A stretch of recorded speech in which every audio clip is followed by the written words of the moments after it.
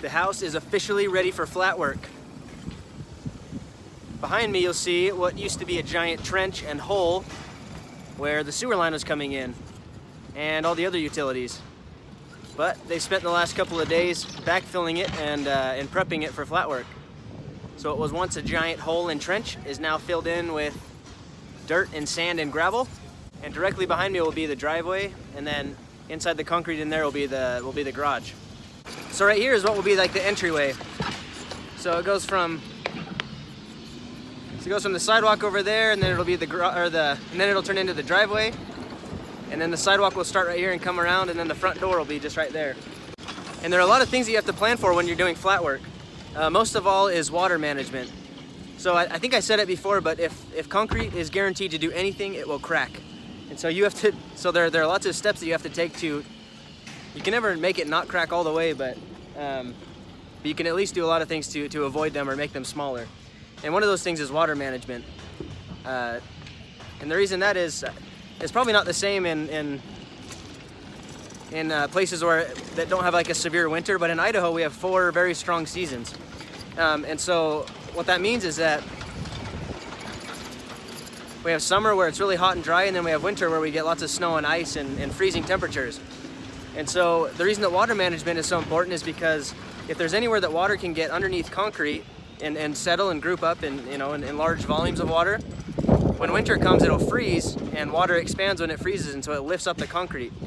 We call that heaving. And so concrete will always expand and contract when there are freezing temperatures, which is one of the things that causes lots of cracking. But if we let a lot of water get underneath the foundation or underneath flat work like a driveway or a patio or a sidewalk, then it'll lift and fall down and lift and fall down and lift and fall down over and over again and cause these huge massive cracks that and there's no way to fix it besides like tearing it out and repouring it.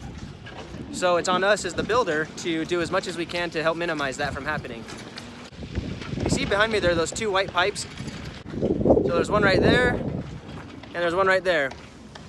And what those they're part of our water management system. And actually there's one more, a third one, in the middle of the driveway all the way over here. So you see that one right there? So there's another one over here.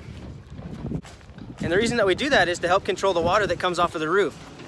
And so when our designers draw up a house, they can tell where all the roof lines go. And because they can tell where all the roof lines are going to be, they can tell how big those planes are on the roof. And so a bigger plane on a roof is going to collect more water, right? So if the front of our house has large planes where a lot of water is going to collect and run off the roof into our gutters and then downspouts. And so wherever we determine that we need to, we put these pipes in the flat work. So what they are is, you just see the very tip of it right here. It's like the tip of an iceberg. So you see the top of it, but it actually goes underground and then out and away from the house, usually at least 10 or 15 feet. So all 3 of them will do that. They'll collect the water from the gutters, from the downspouts, and then they'll take the water and kick it away from the house and away from underneath the flat work. And like I said, the only reason that we do that is so that we don't have, is first of all, so we don't have the water from the downspouts pouring on top of the flat work and creating big ice fields, ice skating rinks. And second, so that it doesn't puddle up underneath the flat work and then freeze in the winter and cause it to raise up and crack. And then you can also see there's some metal that's sticking out of the walls right there. And that's the same thing. So most concrete is reinforced with rebar, which is what that is. So it's just metal rods essentially. So most concrete, to avoid cracking, will have rebar running all through it. It's like the foundation walls, they have rebar running all through them, and then we don't necessarily put it in the huge areas like the garage or the driveway. But in this small area right here, the more narrow a pour of concrete, the more likely it is it will crack. So this is there's a high likelihood that this concrete would crack if they don't put this rebar in. So that's why they did it there. All right, so I'm inside the garage now, and I wanted to show you one other thing that they do to prevent cracking.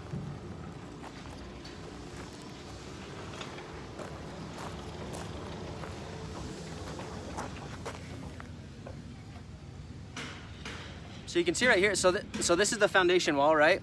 And inside here, in this area right here, this is going to be the garage floor. So the concrete is going to fill this area right where I'm standing, and this will be the garage floor. Now, where the foundation wall meets the garage floor, you can see that they put this black stuff, and this is not the same. This isn't the same black stuff that's on the outside. This isn't like the liquid tar stuff to help with water.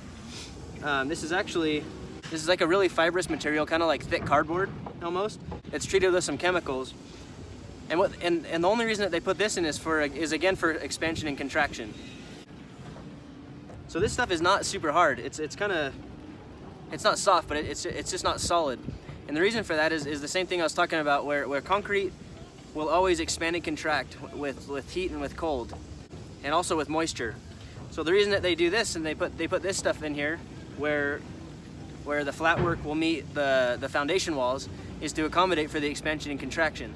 So if the concrete floor, if the flatwork were ever to expand, it has this little half-inch of material that helps absorb that expansion before it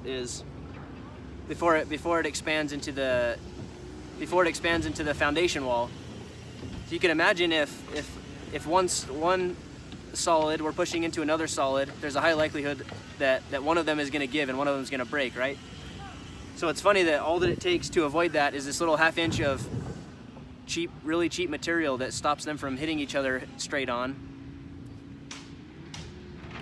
And you can think of it kind of like a football player wearing a mouth guard. If your teeth, if you got hit in the head or something and your teeth hit together, there's a high likelihood that they're going to break, right? So like if a football player chose to not wear a mouth guard, he's probably going to have his teeth broken out of his mouth, right? So that's what you can think of this as. You can think of this stuff as the concrete mouth guard. It's preventing concrete on concrete contact, which is, it's more likely that it's going to break if it's concrete on concrete. So they make this little thing here to avoid that, to protect them from hitting into each other and breaking. And you probably also noticed too, like in your garage or when you're walking down a sidewalk or in your driveway or on your back patio or wherever you've seen concrete that is flat, sidewalks, driveways, concrete, parking lots, whatever, they will all have cuts cut into them. And I'll show you that more next week when they've actually done it. But one other thing that they do to help with expansion and contraction is that they make relief cuts. So they take this big saw and they actually cut lines all through flat concrete, and that's another way to prevent concrete on concrete contact. Well, that's about it for today. Nobody else is going to be doing any more work on this house until tomorrow. I've kind of been walking around. I forgot to talk about them, but you can see all along the perimeter here is so those are the forms for the flatwork. So just like they made forms out of wood for the walls and for the footings, they do that as well for the flatwork to mark out the edges. So the forms are all set up, the ground is all prepared, and so tomorrow morning they're going to bring the concrete trucks and fill all this in and pour the garage, the driveway, the sidewalks, and also the back patio. And then next week it gets super exciting because that's when framing starts, and that's when the house is really going to start taking shape. So be sure to check in next Tuesday for when we start framing and the house starts taking shape. I'm Jake with Alturas Homes. Thanks a lot for watching.